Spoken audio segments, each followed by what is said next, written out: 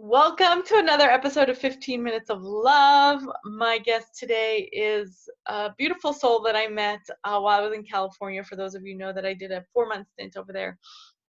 And I thought she would be a really amazing guest for our 15 Minutes of Love because she is actually an essential worker. She is out there. While we all get to stay at home, my guest today gets to be in and out of a hospital setting and is seeing what's happening in the front lines. So I thought it would be so amazing, and I'm so upset that we can't do this live and not to feed fear and no love, but I wish we could have had more of a live conversation. So Christina, tell us a little bit about yourself so that the audience can get to know you. Awesome. What is up, everyone? My name is Christina Garcia. As Ilona has said, I am at inspire.n.levelup on Instagram. I am, as she said, a NICU nurse. So for those of you that don't know, NICU stands for Newborn ICU.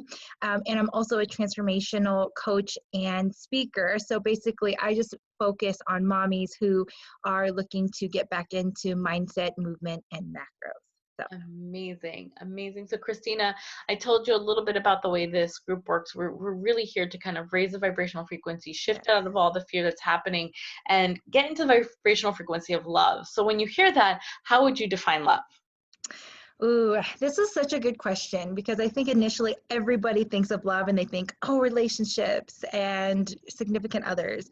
But for me, when I thought about what is love, I thought about a universal language that everybody understands no matter how it's spoken, but it's something that you can show and feel no matter what. And there's so many different ways that you can display it. And so that's what makes it so unique, that it's different for everybody, but everybody knows what it is. So that's why it's one of my favorite I love that because, and that's really amazing to me because if you know, I speak several languages. So to think that that's a universal language, that gets me. I love it. So now that we know a little bit more about you and we're in this spirit of the vibrational frequency of love, the first, typically our audience, like our guests have had like specific things that they want to talk about, like the things that they're really well known for. And I thought this would be a really great conversation to have more of a fluid experience of like, how is love showing up in the hospital setting right now for you? So it's very borderline, right? Because a lot of us are frustrated. Things are constantly changing. I mean, I'm seriously getting probably like 10 to 15 different COVID emails every single day about different things that we're trying to tweak. So you have to be very adaptable to change. You have to be very compassionate that we're all in this together trying to figure out what in the hell is happening, right? Yes. It's so new, and again, with human nature, anything that comes with change, we get really uncomfortable. But with these times of difficulty, there's always opportunity, right? There's always opportunity. Yes. So for us, being in the NICU, we are a very specialized unit. We work with premature babies. And so as you would know, a baby is very much at risk to get, to have more detrimental effects with the virus versus someone like us who is middle-aged. But for them, because of that, we can't cross-contaminate between units. We are dying as NICU nurses to help other units because we know that they're drowning. They're drowning in work, they're drowning in care and fear, because yes, you are putting yourself at risk every single day. But one of the ways that we are really banding together is just letting them know if there's anything outside of that that we can do to help, then we are willing to do that. Even if it's, giving someone a break and watching their floor for a minute and not going into patient rooms or vice versa. Something really beautiful that was done recently in our NICU is we sent out little packages of candy that just said, we love you, we care for you, thank you. And we sent it through our tube stations. We have these tube stations in the hospital. It's a system that we use to get meds to different units, to get labs to the laboratories. Like, it's very efficient. Came up with that. I know, girl, technology, right? So instead of having hand workers like come and deliver it every single time, it's a way that you can save time, because you can imagine in the hospital, you're very busy, go, go, go. So instead of using it for the reasons that it's meant to be used for, we utilize it to send love to each other by throwing candy in it and just saying thank you for what you do. And it was received so beautifully. I mean, it just feels good, when you do something out of the kindness of your heart, and when you get little post-it notes back saying just thank you, or people sent back like gloves, like they blew up gloves and drew a happy face on it just to like say thank you. So there's so many ways that even though we are in the front lines of things, that you can still show gratitude for one another and know that, yes, this sucks, but you know what? Love always, always prevails, always. You know what? As you were saying, I took down notes because there's so many things that came up for me. Like when you said that there were opportunities, clearly that was an opportunity. Here are these tube stations and we throw meds, but so a couple of things that came up for me as like you guys as a collective tuning into love. There was, I wrote solidarity, a sense of you are Ooh, all together. You're all yes, working as one, even though you're working in different places. yes, Like that's a word that hasn't really come up yet in the interviews, and I thought that was really like that really came up for me, like you and the fact that you were willing to do whatever it takes to support the other team was kind of a mm-hmm. sense of like we're all in it together, kind of like the human race. There's a Yep, solidarity that we get to do mm-hmm. this together. And the other thing that I heard was almost like like a childlike attitude. Like what I'm hearing is what Mm, is because shifting into the frequency of love is actually a joyful experience. It is so joyful. an innocent experience. It doesn't have to be heavy. It doesn't have to be like logical. It doesn't have to be philosophical. And like because I hear like we're giving them candy, they're blowing up balloons, or like gloves like balloons. Like there's a sense of like even in these different Fun. situations, and even in being in the thick of COVID, you can Yes, still make space to bring joy. there's always room. There's always room, but you have to make the choice to do that. You do. And now, do you find that there are people who are choosing not to be joyful, and have these things shifted them? I do think it's very hard when you are someone who has a family at home or loved ones, and you're afraid to take home the virus to them potentially. Knowing that you're just in the space of it creates that anxiety that's beyond your control, right? Um, so yeah, I think that it's the people that are having to shift. I think there's enough camaraderie going around that there's always the one person that's able to be like, look, this is beyond our control. Let's focus on what we can control, because that is what is very apparent right now in the hospitals. It's like there's a lot of factors that go into things that we can't control.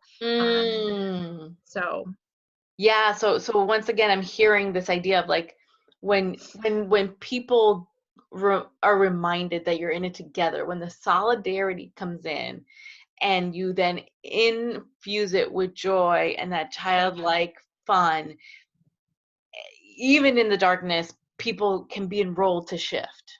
Yes, absolutely. And I think that there has to be a sense of awareness in yourself as well, that when people are scared and they are fearful, it brings out so much doubt. And when there's doubt, you question yourself. So being aware of when you are feeling those emotions and embodying that, and then realizing, okay, this is Mm. not really who we are. This is not really who I am. It is the circumstance, not me.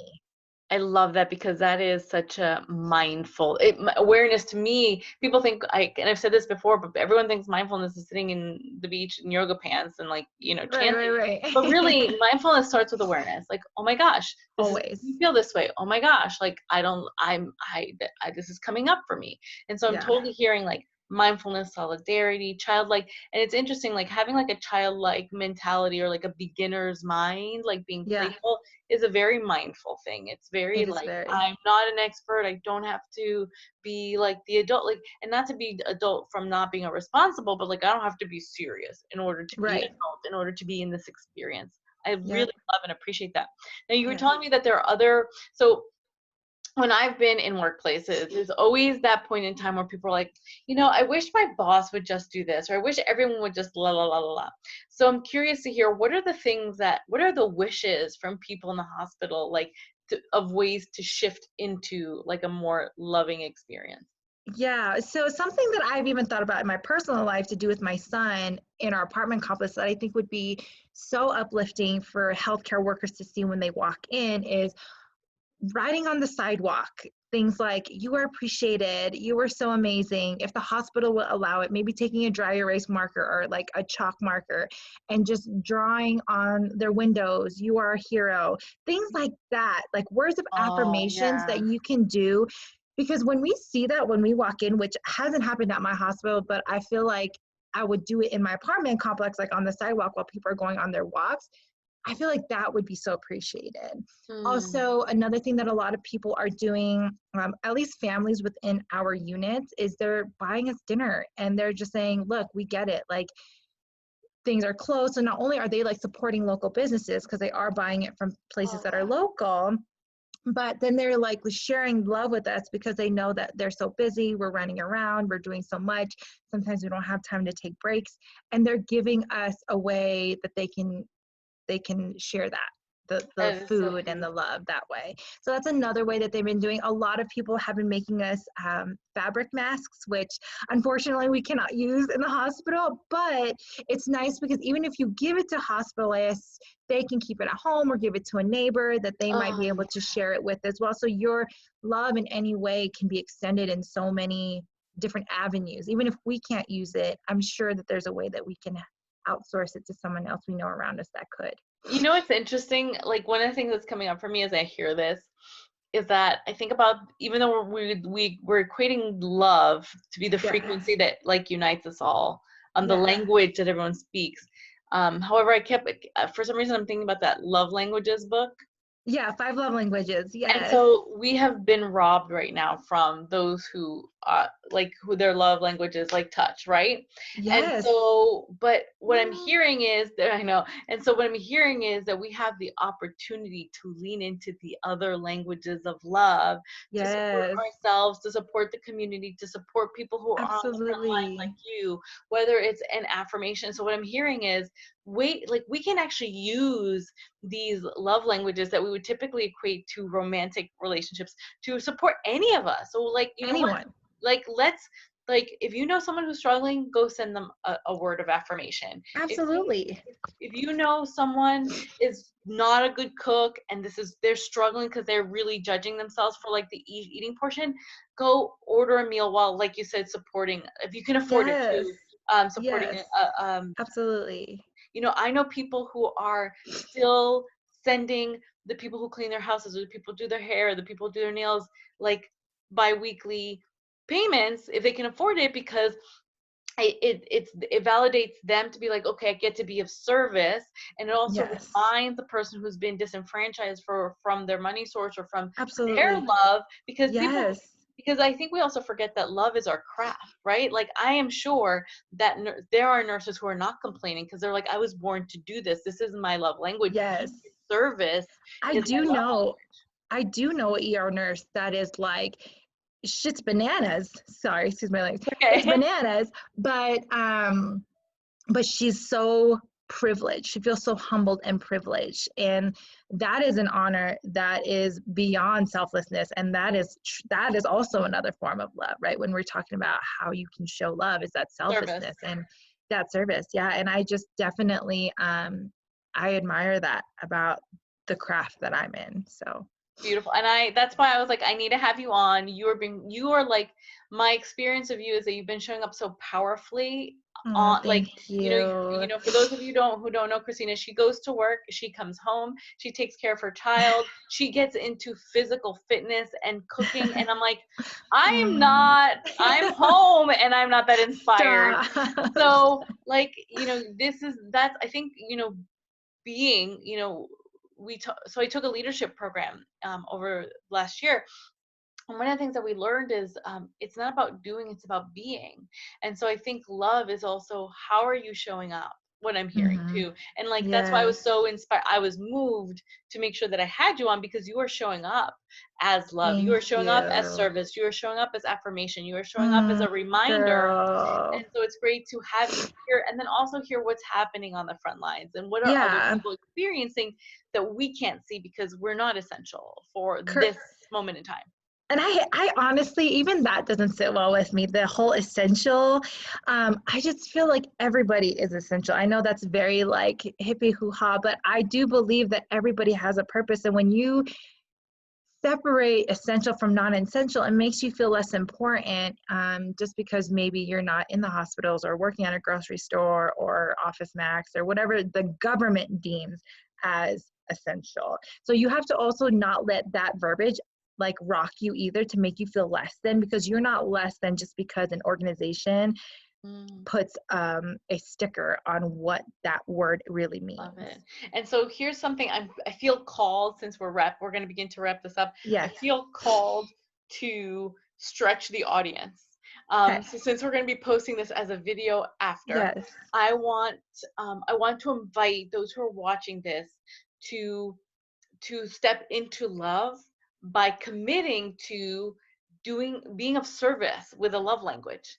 And I want to Yes. hear Challenge. challenge. So I'm going to challenge the audience to provide some type of, since we can do physical touch, how can you spread love with either an affirmation, with an act of service, with a gift, whatever it is, right?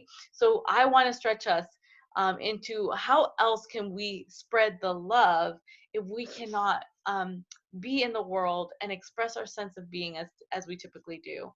Yes. Do you have any other stretches, or do you have any final words for the audience as we wrap this up, Christina?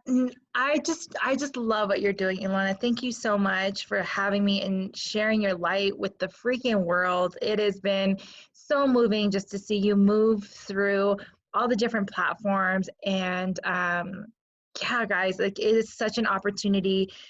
There's opportunities every day in whatever challenges you face. And it's all in your perspective. And that awareness that we were talking about earlier is key. So take the time to sit with yourself, take your time to understand what it is that what you feel, and then shift in a way that, like this challenge that she just presented to you, can help you and someone else lift that vibration that you guys talk about in this group almost like 5 days a week, like you're going on 5 days a week right now. Yeah, So, right now. We'll see how let's see how I can maintain that. I'm committed to being here, and it might shift, but we're here now, right now, for 5 days a week. And I really appreciate one of the main takeaways right now is that I want the audience to get from this is that even in times of difficulties, opportunities exist. yes, And when we 100%. and for me, one of my, like, there are threads, I feel like there are threads that happen and like that I've seen as a pattern in some of the conversations. So one of the conversations was like, you don't have to do it alone, the solidarity part. And the second thread is opportunity. So one of the things the first week was opportunities only exist when we're in the vibration of love. Opportunities do not exist when we're in our fear, when we're in our stories, when we're in our lack. And so this is why I want to stretch everyone into the stretch for the love language, because when you begin to see that you can still be of service, when you can still provide something for someone else, even in this time, you get to see that there's opportunities, like Christina said. So I think our takeaway is, even in these times, even if you are a nurse or a coach or a single mom or someone who doesn't cook or someone who doesn't know what's happening, there are opportunities still. Always. It's a Yes. mindset. Thank you for I that love beautiful it. shift. Thank you. Thank you Thank so much. And thank you to everybody. I look forward to seeing your comments and Yeah. questions, and put them down so we can respond. And yeah, I'm We'll so be grateful. monitoring them. Thank you so Yes. much, Christina. And thank you everyone for Yes. watching. And don't forget, only love is real.